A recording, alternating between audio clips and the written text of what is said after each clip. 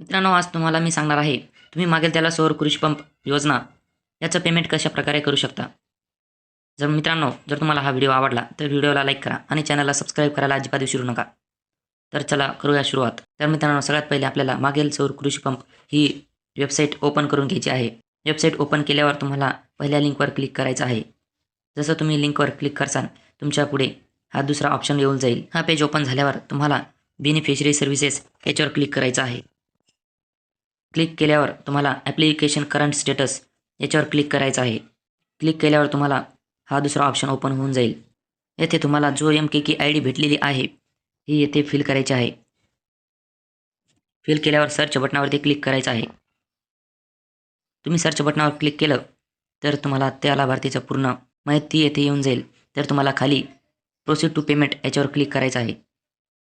Click केल्यावर तुम्हाला किती पैसे भरायचे आहे हे तुम्हाला इथे सांगण्यात येईल. तर खाली थोडं स्क्रॉल करून घ्यायचा आणि ॲग्री अँड कंटिन्यूवर क्लिक करायचं आणि पेवर क्लिक करायचं आहे. पेवर क्लिक केल्यावर तुम्हाला हा नवीन ऑप्शन येऊन जाईल.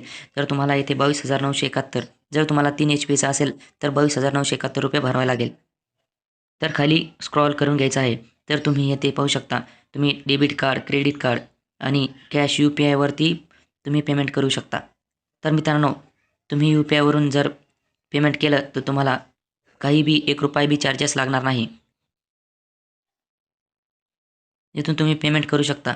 तर भेटूया दुसऱ्या व्हिडिओमध्ये. धन्यवाद.